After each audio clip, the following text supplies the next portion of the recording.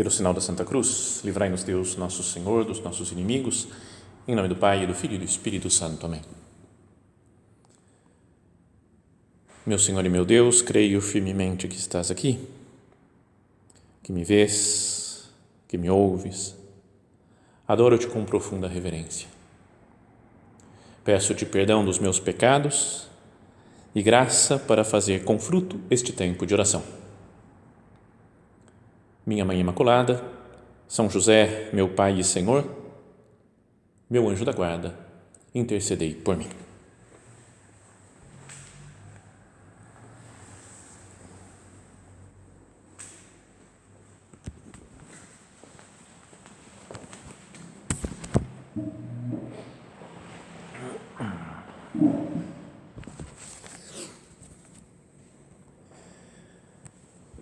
Começamos a nossa meditação hoje de uma forma muito diferente do habitual, das meditações normais, ouvindo uma música que para mim e para muitos que estão ouvindo, que estão assistindo, toca no fundo da alma, mas nos faz arrepiar da cabeça aos pés de tanta emoção.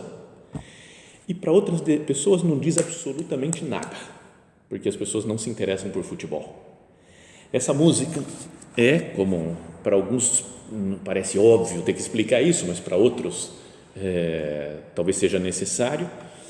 Essa música é o hino da Champions League, ou seja, a Liga dos Campeões, a Copa dos Campeões da Europa, que é o campeonato de futebol mais maravilhoso que existe na atualidade. Uns podem dizer que é campeonato brasileiro, outros que é Copa do Mundo, outros que é o que quiser, mas é como ninguém discute que o melhor basquete do mundo está nos Estados Unidos, que é a NBA, também não se deve discutir que o melhor campeonato da atualidade do mundo inteiro é a Champions League. É maravilhoso, e só essa música já nos dá uma alegria, uma paz de espírito, um entusiasmo para as pessoas que gostamos de futebol. Bom, o que tem a ver isso daqui com a nossa meditação? É que esse hino, que foi composto em 1992, pediram lá os chefes, os diretores da UEFA, que é a entidade que cuida, que organiza a Copa dos Campeões, pediram para um músico chamado Tony Britten que fizesse uma música, um hino para ser a marca desse campeonato. E ele simplesmente escolheu, mudou alguma coisinha, algumas notas, um arranjo, e mudou a letra, sobretudo, mas de um hino já composto muitos anos antes, séculos antes, por Handel, que era um hino que ele fez para, um dos 4 hinos que ele fez para a coroação do rei da Inglaterra. Então, ele foi encarregado por Sua Alteza, pela majestade da Inglaterra, para compor um hino que ia ser cantado na coroação de um novo monarca, de um novo rei da Inglaterra. E essa música que ele fez, e que, por sinal, até quem assistiu essa série super conhecida, que muita gente pôde assistir, The Crown, no momento da coroação da rainha Elizabeth, se toca no fundo essa música. Se canta no momento em que estão ungindo de óleo a rainha, se toca essa música de Handel, que se chama Zadok the Priest, Zadok, o sacerdote. E é sobre esse personagem, Zadok, que sacerdote é esse, que deu origem ao um belíssimo hino, que vocês podem procurar também para escutar, Zadok the Priest, que deu origem a esse belíssimo hino de Handel e depois ao belíssimo hino também da Champions League. Quem é Zadok? A letra do hino da Champions League, na parte mais do coral, quando você canta a parte mais conhecida, diz simplesmente os mestres, os melhores, as grandes equipes, os campeões, que não tem nada a ver, absolutamente nada a ver com o hino original, que diz Zadok the priest, Zadok, o sacerdote, e Natan, o profeta, ungiram o rei Salomão. Então isso é o que fez o Zadok, entre outras coisas que vamos meditar, vamos pensar aqui nessa meditação. Ele e o profeta da época, que foi o profeta que ajudou, encaminhou o rei Davi muitas vezes na sua vida, os dois juntos ungiram o rei Salomão no dia da sua coroação. E depois o hino continua dizendo que é uma parte do livro dos reis, do primeiro livro dos reis na Sagrada Escritura. Fala, e todo o povo se alegrou e disse, God save the king, long live the king, may the king live forever. Então, que Deus salve o rei, né, que longa vida para o rei, etc. Amém, aleluia. Essa é a letra do hino que é retirada do livro, primeiro livro dos reis na Sagrada Escritura. Bom, então, um resumo de quem era esse homem, Sadoc, que é também um personagem um pouco desconhecido, né, da maioria das pessoas, mas mesmo misterioso. Alguns dizem que não sabem exatamente de onde ele surgiu, como ele apareceu na Bíblia, o que aconteceu com ele, com seus descendentes. Então tem uma séria discussão assim ao longo da história do judaísmo sobre quem é o Sadoc. Então, na época do rei Davi, quando Davi já era rei de Israel e Judá, ele aparece como o sumo sacerdote, junto com outro, Abiatar. Eram os dois que eram os sumos sacerdotes, né, que ofereciam os sacrifícios. Mesmo antes de existir o templo, eles ofereciam sacrifícios a Deus, segundo a tradição lá que Deus tinha ensinado para Moisés e Arão, o primeiro sumo sacerdote. E uma coisa muito importante da vida do Sadoc é que ele apoiou o rei Davi num dos momentos de maior dificuldade da sua vida. Davi já era rei, Saul, seu antecessor, tinha morrido, né, que perseguiu a vida inteira. Então ele estava livre, digamos assim, em paz, mas um dos seus filhos, seu filho mais velho, Absalão, se revoltou com seu pai por coisas históricas que poderíamos falar em outra meditação sobre o Absalão, que tem muita coisa sobre ele. O Absalão, filho de Davi, brigou com seu pai, se afastou dele e aos poucos foi organizando um motim para tomar o poder. O Absalão queria ser o novo rei de Israel e de Judá, ia invadir a cidade de Jerusalém para matar o seu pai. Quando Davi soube disso, ele falou, vamos fugir da cidade, porque eu não tenho como me defender do meu filho Absalão. E fugiu. E algumas coisas acontecem nessa fuga do rei Davi. Mas junto com ele estavam os dois sumos sacerdotes, Sadoc e Abiatar. Os dois até falaram, vamos com Davi levar a Arca da Aliança, que era como que um sinal da presença de Deus junto com o Davi para protegê-lo. Mas o Davi pediu, falou, não, fiquem em Jerusalém, vocês ficam aí cuidando da Arca da Aliança, e se Deus quiser, se Ele quiser que eu permaneça com vida, eu vou voltar e vou contemplar Deus outra vez na Cidade Santa. O tempo passou, a história corre, Absalão é morto, o Davi mesmo assim sofreu muito, chorou muito com a morte, porque era o seu filho, que tinha nascido dele, então ele sofre muito, apesar de estar sendo perseguido pelo próprio Absalão. E depois, isso daqui está no segundo livro de Samuel, na Bíblia. Depois, passamos para o primeiro livro dos reis, que fala que o Davi já está morrendo, está acabando, os últimos dias de cama, já para morrer. E nisso, um outro filho de Davi, Adonias, fala, eu vou ser o rei agora, porque o meu pai, o rei Davi, está morrendo, então eu vou ser o rei sobre tudo. Mas Davi tinha prometido já o reinado a Salomão, que depois de fato vai ser o rei Salomão. Se fala até que os reis da história, os grandes reis da história de Jerusalém são Saul, Davi e Salomão. Então o Adonias resolveu também, juntou outro grupo para fazer um motim e falar, eu vou ser nomeado e ungido rei de Israel e de Judá. Souberam disso, o profeta Natã foi falar com a Betsabé, mãe de Salomão, falou, vamos lá falar com o Davi, que quem tem que ser o rei agora, antes, né, quando ele morrer, ele tem que deixar claro que o rei tem que ser Salomão. E quem o apoiou foi precisamente o Sadoc. Enquanto que o Abiatar, o outro sumo sacerdote, apoiou Adonias. Não sei se falando esses nomes fica muito confuso, né? São muitos nomes assim que vão aparecendo. Mas o único sumo sacerdote que permaneceu fiel ao rei Davi foi Sadoc. Então, o Abiatar, o outro, foi expulso, acabou o sacerdócio dele, foi morto, né? Nunca mais se ouviu falar dele e dos seus descendentes. Mas Sadoc foi sempre fiel até o fim da vida de Davi, não o abandonou nunca, fez que se cumprissem todos os seus desejos e, por fim, foi ele quem ungiu Salomão, como diz a música, né? O Sadoc the Priest, de Handel, que é um trecho, volto a dizer, do primeiro livro dos reis. E assim, então, ele continuou sendo, ao longo de todo o reinado de Salomão, o sumo sacerdote do povo de Israel.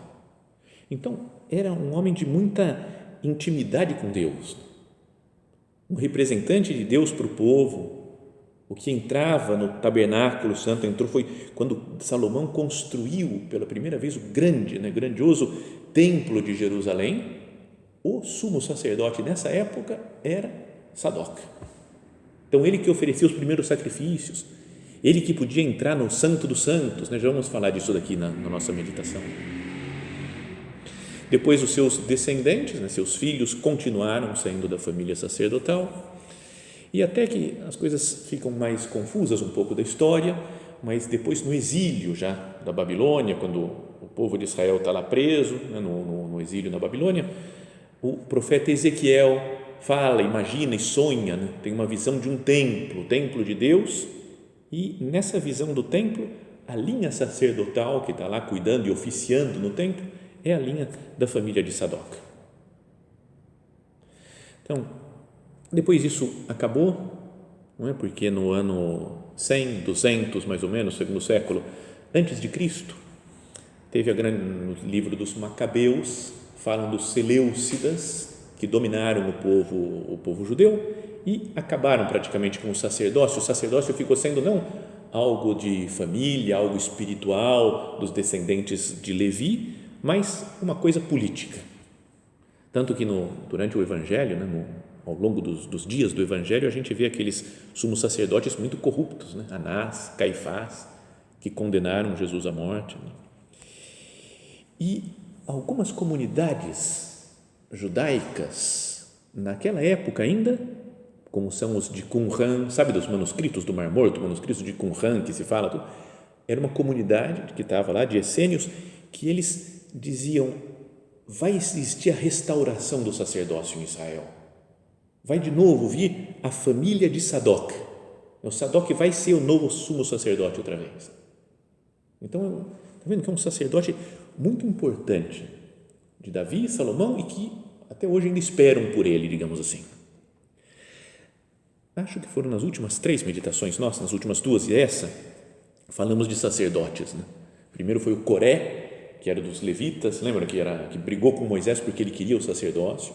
Na outra foi o Melquisedeque, que é o sumo sacerdote, que era o sacerdote que fala que Jesus é segundo a ordem de Melquisedeque, sem pai, sem mãe, sem genealogia, essa figura diferente assim do Antigo Testamento.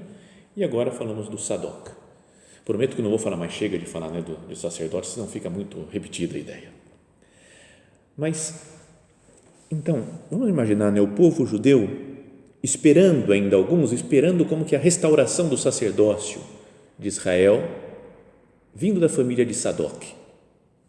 Mas na carta aos Hebreus, o autor dessa carta, no Novo Testamento, diz: Cristo veio como sumo sacerdote dos bens futuros. Ele entrou no santuário através de uma tenda maior e mais perfeita, não feita por mãos humanas, nem pertencendo a esta criação. Ele entrou no santuário não com o sangue de bodes e bezerros, mas com seu próprio sangue, e isto, uma vez por todas, obtendo uma redenção eterna. Cristo é o sumo sacerdote, segundo a ordem de Melquisedeque, ou se esperamos o Sadoc, a volta dele, da sua família, temos tudo em Cristo. Fala que ele entrou no santuário através de uma tenda maior e mais perfeita, não feita por mãos humanas, nem pertencendo a esta criação. Porque sabe que os sacerdotes, já no povo de Israel, eles tinham um lugar que era um lugar especial do santuário. Mesmo na tenda que eles tinham no deserto, não podia entrar na tenda que descia lá aquela nuvem, a presença de Deus. Não era qualquer um que podia entrar lá. Era só o sumo sacerdote, o Arão, o Moisés podia entrar, porque falava cara a cara com Deus. No primeiro templo lá de Jerusalém, construído por Salomão, só o sumo sacerdote pode entrar lá uma vez no Sancta Sanctorum, no Santo dos Santos, o lugar mais sagrado que tem do templo. Muitas pessoas dizem que os judeus viam o mundo como centro do mundo, a cidade de Jerusalém, lugar especial para eles, cidade de Deus, e como centro da cidade de Jerusalém, o templo. E se pudéssemos falar, o centro do templo é o Santo dos Santos, onde está a divina presença. E isso depois no segundo templo, construído por Herodes, na época de Cristo, o templo que Cristo viu, também tinha o Santo dos Santos. E mesmo em muitas igrejas do Oriente, de rito oriental, igrejas cristãs, tem algo que se chama a iconostase, a iconostase, que é como que uma parede que o sacerdote entra lá atrás no momento da consagração e não é visto pelas outras pessoas, pelo povo em geral, que fica na nave da igreja. É como que um sinal de só alguns entram lá dentro desse lugar do santuário do lugar mais próximo à presença de Deus. Mas olha o que fala também na carta aos Hebreus, Cristo, depois de ter oferecido um sacrifício único pelos pecados, sentou-se para sempre à direita de Deus. Não lhe resta mais senão esperar até que seus inimigos sejam postos como apoio sob seus pés. De fato, com esta única oblação, levou à perfeição definitiva os que são por ele santificados. Nós. Também o Espírito Santo nos atesta isto. De fato, depois de ter dito, eis a aliança que farei com eles depois daqueles dias, o Senhor acrescenta, pondo as minhas leis nos seus corações e inscrevendo-as na sua mente, não me lembrarei mais dos seus pecados nem das suas iniquidades. Onde, pois, existe o perdão, já não se faz oferenda pelo pecado. Temos, pois, irmãos, a ousadia de entrar no santuário pelo sangue de Jesus. Não é bonito isso? Agora, esse santuário, um lugar onde só vai o sacerdote, o sumo sacerdote, nós, pela graça de Deus, entramos junto com Cristo. Temos, pois, irmãos, a ousadia de entrar no santuário pelo sangue de Jesus. O povo de Deus, os cristãos, são um povo sacerdotal. Falávamos isso já em outra meditação, do sacerdócio comum de todos os fiéis, porque fala na carta aos Hebreus, temos um grande sacerdote que está à frente da casa de Deus e nós entramos então com ele nesse santuário. Então, o que nós poderíamos dizer depois de toda essa história que poderíamos falar muito mais, mas seria uma coisa super longa da história do Sadoc. O que nós podemos tirar de lição desse personagem? É que ele é, sobretudo, um homem fiel a Davi, um homem fiel a Salomão, apesar das dificuldades que ele teve que correr, apesar das perseguições que sofreu, das desavenças entre as pessoas da própria corte, foi um homem fiel a Davi e Salomão. E Davi é uma imagem, também de Cristo nosso Senhor. E Salomão foi quem construiu o templo, mas o verdadeiro templo, quem constrói é Cristo. Então, também Salomão, podíamos dizer que é, de certa forma, uma imagem de Cristo Jesus. Então, o Sadoc, apesar das dificuldades, apesar de pessoas importantes estarem contra ele, apesar de outros sacerdotes, como o Abiatar, no caso, estar contra ele é fiel a Davi e a Salomão. Cada um procure pensar na própria vida. Eu sou fiel também a Cristo Senhor? apesar de que muitas outras pessoas não são fiéis, apesar de que outros cristãos, de gente que deveria dar testemunho de Cristo, não é fiel, de gente que se dobra perante as dificuldades, que tem medo do sofrimento e que abandona e vira as costas para Cristo. E esse homem, o Sadoc, podíamos até pensar isso, né? Ele era um homem fiel a Davi, fiel a Salomão, porque via que Davi e Salomão, o rei, os reis de Israel, eram os eleitos do Senhor. Eles, apesar dos defeitos que ele deveria ver nos dois, tanto em Davi quanto em Salomão, foi Deus que escolheu eles para estarem aí. Isso nos faz ser fiéis, né, à igreja, ao Papa, né, aos outros cristãos, mesmo conhecendo os defeitos das outras pessoas. Né? É pessoa escolhida por Deus para estar aí. Mas, sobretudo, ele conhecia talvez essa vontade de Deus, porque ele era o homem que entrava no Sancta Sanctorum. Ele entrava numa intimidade profunda com Deus. E a partir dessa intimidade com o Senhor, talvez conversando, né, com nosso Senhor, com Deus dos exércitos, o Deus Todo-Poderoso, o Deus de Israel, entrando em intimidade com Ele, ele descobria a vontade de Deus, ganhava força para fazer a vontade de Deus. Porque imagina no caso que nós falávamos lá do filho do Adonias, né, filho de Davi, que queria ser o próximo rei, e o outro sumo sacerdote, o Abiatar, falou: eu vou apoiar o Adonias, e o Joabe, chefe do exército, eu vou apoiar o Adonias. O que será que é a vontade de Deus? Como que eu sigo o que Deus quer? Através da vida interior, através de entrar no Sancta Sanctorum também. E é isso que eu queria que cada um de nós pensasse. Senhor, eu tenho que ter o meu Sancta Sanctorum, o meu santo dos santos, um lugar que eu entro para estar a sós com Deus. Se possível, aqui, né, diante do sacrário. Olha, Jesus, aqui você está presente, como estava presente na Palestina, há 2000 anos atrás, junto dos apóstolos, das santas mulheres, de Santa Maria. Aqui Cristo está presente, junto de nós, e está a sós conosco.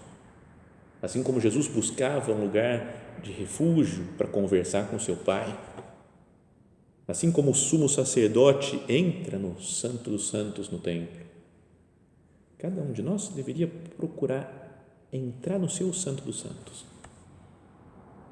que são os momentos de oração, ser homens, né, mulheres de oração, pessoas que rezam, não só que repetem as orações vocais, que são coisas importantes, né, de repetir, mas sobretudo estar na presença de Deus e contemplar a maravilha do Senhor. Imagine a emoção de um sumo sacerdote quando de vez em quando, muito raramente, entrava lá no Santo dos Santos. Eu estou na presença de Deus. E isso acontece conosco todos os dias, pode acontecer quando nós deixamos as nossas preocupações habituais de lado para estar junto com Deus, nosso Senhor, quando estamos a sós com Ele, quando lemos ou meditamos na palavra de Deus, quando estamos, digamos assim, no santuário da nossa consciência, da nossa alma, lá do nosso interior, onde só Deus e nós conhecemos. Às vezes pode acontecer que, por não entrar nesse Sancta Sanctorum, no Santo dos Santos, eu tome decisões erradas na vida, como o Abiatar, o Joabe, esses outros, Absalão, Adonias, todos esses aí tomaram decisões erradas, indo contra o rei Davi, contra o rei Salomão. E o Sadoc não, ele foi acertando, é quem ficou do lado certo. será que eu não tomo decisões erradas na vida? Por meditar pouco, por entrar pouco nestes santos dos santos que nós devemos ter. Senhor, que eu seja um homem de oração, uma pessoa que sabe refletir nas coisas, que não toma decisões precipitadas pela pressão do ambiente, pela pressão dos outros, ou porque eu tenho preguiça de parar e pensar. Jesus, me faz entrar nesse santuário também da Tua presença na minha alma, para que eu descubra a Sua verdade e possa ser fiel, como foi, né, a esses reis, esse personagem, né, o Sadoc, o sacerdote. Bonito, né? Até que o nome dessa música que citávamos no início é Sadoc, o sacerdote. Está falando do rei Salomão, que é ungido, do Natã, que está ungindo o rei Salomão junto, né, que viva o rei, mas o nome da música é Sadoc, o sacerdote. Não especifica mais, né? Que nós também, voltando a meditar, né, na maravilha que é a graça do batismo em nós, que nos confere esse sacerdócio real que todos os fiéis em Cristo têm, que essa consciência nos faça pensar, Senhor, eu tenho tido esse comportamento de ser uma pessoa de oração, uma pessoa que está em sintonia, que entra no seu Santa Santorum para ser fiel a Cristo. Se o Sadoc foi fiel a Davi e Salomão, e se toda a sua família, a continuidade dele permaneceu fiel, nós também queremos ser assim. Pessoas de oração, pessoas de vida interior profunda, que conseguem entrar em diálogo íntimo com Deus. E assim, cada um de nós deve permanecer, pode assim, com a força da oração, da vida interior, pode permanecer fiel a Cristo. Vamos terminando, né, a nossa meditação, olhando para o exemplo de Nossa Senhora. Ela se pode dizer, né, que essa é a pessoa com mais vida interior que tem. No interior dela, no santuário da sua alma e do seu corpo até, está presente o próprio Cristo, quando ela o gera e depois dá à luz. E é a pessoa mais fiel, porque tem Cristo dentro dela e é fiel para sempre.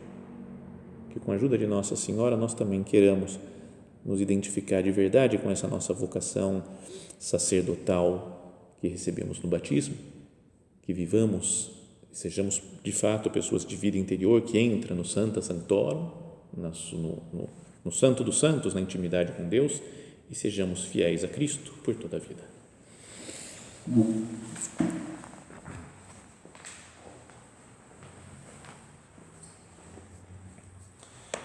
Dou-te graças, meu Deus, pelos bons propósitos, afetos e inspirações que me comunicaste nesta meditação. Peço-te ajuda para os pôr em prática. Minha Mãe Imaculada, São José, meu Pai e Senhor, meu anjo da guarda, intercedei por mim.